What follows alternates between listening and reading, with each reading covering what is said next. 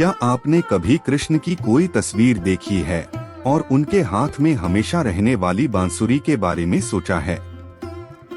यह सिर्फ एक म्यूजिकल इंस्ट्रूमेंट नहीं है, यह मतलब से भरा एक गहरा सिंबल है। आज आइए कृष्ण और उनकी बांसुरी के पीछे की खूबसूरत फिलॉसफी को जाने, एक ऐसी कहानी जो म्यूजिक से कहीं आगे जाती है। तो बांसुरी क्यों? सभी इंस्ट्रूमेंट्स में से कृष्ण ने बांस का यह साधारण सा टुकड़ा क्यों चुना? बांसुरी या संस्कृत में बांसुरी अनोखी है। यह खोखली होती है। म्यूजिक बनाने के लिए इसे अंदर से पूरी तरह खाली होना चाहिए। यह खालीपन पहला बड़ा सबक है। यह हमें सिखाता है कि भगवान के लिए एक परफेक्ट इंस्ट्रूमेंट बनने के लिए, उस ऊंची चेतना को अपने अंदर से बहने देने के लिए हमें पहले खुद को खाली करना होगा। खुद को किससे खाली करें? ईगो से, घमंड से, उन सभी दिमागी उलझनों और नेगेटिव विचारों से जो हमारे दिमाग में भरे हुए हैं।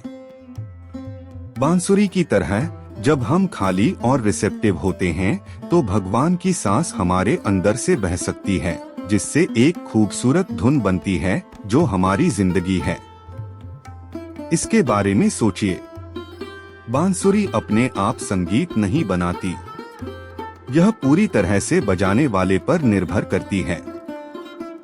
यह पूरी तरह से म्यूजिशियन की सांस और स्पर्श के आगे सरेंडर कर देती है। यह सरेंडर या शरणगति का एक शक्तिशाली उदाहरण है। हम बांसुरी हैं और कृष्ण, जो सर्वोच्च चेतना या खुद ब्रह्मांड को दिखाते हैं, बांसुरी बजाने वाले हैं। यहाँ फिलॉसफी यह है कि भगवान की इच्छा पर भरोसा करते हुए सरेंडर का जीवन जिए। इसका मतलब पैसिव होना नहीं है। इसका मतलब है अपनी पूरी कोशिश से काम करना, लेकिन नतीजों को बिना किसी चिंता या लगाव के ऊपर की शक्ति को सरेंडर कर देना। जब हम हर एक नतीजे को कंट्रोल करने की कोशिश करना बंद कर देते हैं और बस खुद को भगवान के म्यूजिशियन के हाथों में सौंप देते हैं, तो हमारी जिंदगी एक अस्तव्यस्त शोर के बजाय एक सुरीले गीत में बदल जाती है। अब बांसुरी को ही देखते हैं। एक पारंपरिक बांसुरी में कई छेद होते हैं। हर छेद हमारे किसी एक सेंस या लगाव को दिखाता है। दुनिया को देखने के लिए हम 5 सेंस का इस्तेमाल करते हैं: देखना, आवाज, सूंघना, स्वाद और छूना। फिर मन, बुद्धि और अहंकार हैं। जब भगवान कृष्ण, जो बांसुरी बजाते हैं, इन छेदों पर अपनी उंगलियां रखते हैं तो वे उन पर कंट्रोल कर रहे होते हैं। यह इस बात का प्रतीक है कि जब हम खुद को किसी बड़े मकसद के लिए समर्पित कर देते हैं तो हमारी इंद्रियां हमारी मालिक नहीं रहती। उन्हें जबरदस्ती दबाने से नहीं, बल्कि भगवान के प्यार भरे स्पर्श से कंट्रोल में लाया जाता है। कुछ पल के सुखों के पीछे भागने के बजाय हमारी इंद्रियां तब किसी बड़ी चीज, ज्यादा संतुष्टि देने वाली चीज की सेवा में इस्तेमाल होती हैं। और बांसुरी से निकलने वाले संगीत के बारे में क्या? इसे बहुत ही मनमोहक बताया गया है, इतना कि यह सुनने वाले हर किसी और हर चीज को अपनी ओर खींच लेता है। गोपियां, वृंदावन की ग्वालबालियां, जो कुछ भी कर रही होती, उसे छोड़कर आवाज की ओर दौड़ पड़ती। गायें चरना बंद कर देती, पक्षी गाना बंद कर देते और यमुना नदी भी सिर्फ सुनने के लिए अपना बहाव धीमा कर देती। यह सिर्फ एक परियों की कहानी नहीं है, यह भगवान की पुकार का एक उदाहरण है। वह संगीत उस यूनिवर्सल प्रेम और आनंद को दिखाता है जो अस्तित्व के मूल में है। यह हमारी आत्मा के लिए एक आवाज है जो हमें हमारे असली घर, हमारे असली स्वभाव की याद दिलाती है, जो कि सच्चा प्यार और खुशी है। जब हम यह अंदर का संगीत सुनते हैं तो दुनिया की परेशानियां अपना आकर्षण खो देती हैं। हम अपने आध्यात्मिक केंद्र की ओर खिंचे चले जाते हैं, ठीक वैसे ही जैसे गोपियां कृष्ण की ओर खिंची चली गई थीं। बांसुरी का संगीत खुद भी सृष्टि का प्रतीक है। कई आध्यात्मिक परंपराओं के अनुसार ब्रह्मांड एक आवाज, एक वाइब्रेशन से शुरू हुआ। कृष्ण का बांसुरी बजाना उस आदिम ध्वनि या ब्रह्मांडीय वाइब्रेशन को दिखाता है जो हर चीज को अस्तित्व में लाता है। यह धुन जीवन का सुंदर जटिल नृत्य है। ब्रह्मांड अपनी पूरी जटिलता के साथ सामने आ रहा है।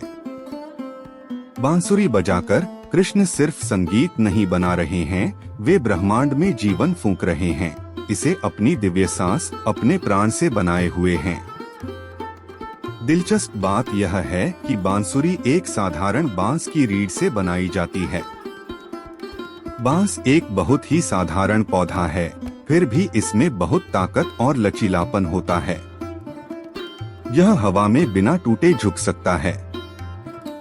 यह हमें विनम्रता और मजबूती का महत्व सिखाता है। एक सच्चा भक्त होने के लिए किसी को अमीर या ताकतवर होने की जरूरत नहीं है।